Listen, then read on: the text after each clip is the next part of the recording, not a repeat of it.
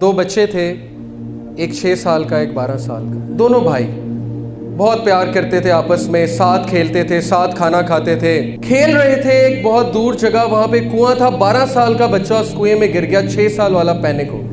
اس نے آواز لگائی، بچاؤ بچاؤ میرا بھائی گر گیا ہے. کسی نے نہیں سنا، دور دور تک کوئی نہیں تھا. اسے کچھ نہ سوجھی. وہاں پہ ایک رسی پڑی تھی، اس کے ساتھ جو ہے وہ باسکٹ تھی. اس نے رسی پھینکی، باسکٹ پھینکی، بھائی نے پکڑی. اس نے زور لگانا شروع کیا، لگاتا رہا حتیٰ کہ 12 سال کے بھائی کو باہر نکال دیا. دونوں بہت گلے ملے، بہت روئے، لیکن پھر افسردہ بھی ہوئے. کہتے اتنی زبردست کہانی، سٹوری آف کریج، کون بلیو کرے گا کہ میں اتنا کمزور 6 سال کے بچے نے 12 سال کے بچے کو کیسے نکال لیا. ہو ول بلیو. گاؤں گئے، جا کر اپنی کہانی سنائی کہ سنو گاؤں والوں، میں نے آج اپنے 12 سال کے بھائی کو، کین یو امیجن، آپ کا چھوٹا سا بچہ آپ کو کنویں سے باہر نکال لے. Is it possible? کر کے دکھایا اس بچے نے. کہتا ہے کہ سنو گاؤں والوں، میں نے اپنے بھائی کو نکالا. گاؤں والوں نے مذاق اڑایا، نہیں ایسے ہی کہہ رہا ہے. کسی نے یقین نہیں کیا. انہوں نے کہا بیٹے مسٹیک ہے، تو گرا ہوگا، 12 سال والے نے نکالا. ایک بزرگ تھے، انہوں نے یقین کیا. He believed in them. He said میں تم پہ یقین کرتا ہوں. گاؤں والے آگے کہتے کیوں چاچا آپ کیوں بلیو کر رہے ہیں؟ کیسے کیا بتائیں. اس نے کہا بھائی کیسے کیا کیا، بتا تو رہا ہے کہ رسی پھینکی، رسی پھینک کے زور لگایا، باہر نکال لیا. کہتے نہیں یہ تو گپ ہے، کیا اس نے کیا. کیسے کیا چاچا؟ کہتا سنو، جب یہ بھائی کو نکال رہا تھا تو دور دور تک اسے کوئی بتانے والا نہیں تھا کہ تو نہیں کر سکتا. حتیٰ کہ یہ خود بھی موجود نہیں تھا. یہ ہے اصل بات. حتیٰ کہ یہ خود بھی موجود نہیں تھا اپنے آپ کو کہنے والا، کیونکہ اس کی ساری اٹینشن کہاں پہ تھی؟ بھائی کو نکالنے پہ. خود بھی موجود نہیں تھا. سیلف بلیف، سیلف کانفیڈنس، یہ تھا صحابہ میں.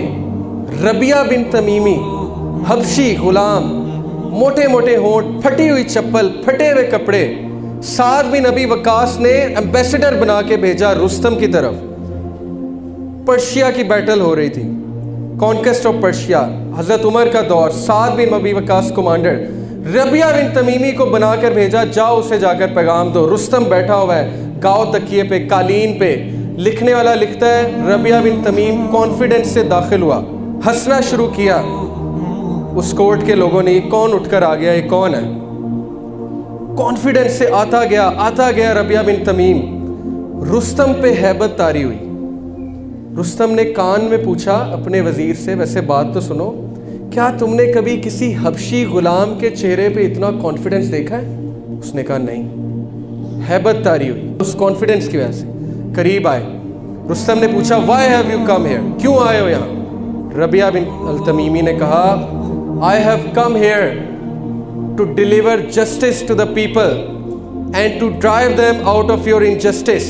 I have come here to give them the system of Allah subhanahu wa ta'ala. If you will believe it, we will leave you. If you will not believe it, we will attack you. اور Rustam flat ہو گیا. رستم کا نام آپ نے سنا افسانوں میں؟ Rustam flat ہو گیا اور رستم چپ ہو گیا اور ربیہ التمیمی وہاں سے مڑے اور واپس چلے گئے. کانفیڈنس، سیلف بلیف، کیا چیز دیتی ہے کانفیڈنس؟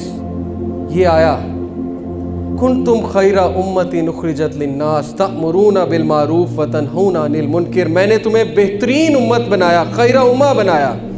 جب اللہ رب العالمین آپ کو کہہ رہے ہیں تم خیر امہ ہو، تم لیڈرز ہو، تم جو ہے چینج میکرز ہو، تم چینج ایجنٹس ہو، تو کیوں آپ اپنے آپ کو گرا کر جو ہے وہ ان لوگوں کو فالو کرتے ہیں جو ذلیل و خوار ہیں دنیا میں؟ کیوں آپ بالی ووڈ کے ایکٹرز کو فالو کرتے ہیں؟ کیوں آپ ہالی ووڈ کے ایکٹرز کو فالو کرتے ہیں؟ وہ تو ذلیل لوگ ہیں. ذلیل سے مراد ہے نیچ لوگ ہیں، وہ تو خودکشی کرنے والے لوگ ہیں. آپ کو اللہ نے لیڈر بنایا. لیڈر پہچانو اپنے آپ کو، اور اللہ نے بیسٹ بنایا آپ کو. لا الہ الا اللہ کو سمجھ لو، وہ ہے انشاءاللہ آگے آ رہا ہے. تو you will become Rabia Altamimi, you will become Tariq bin زیاد.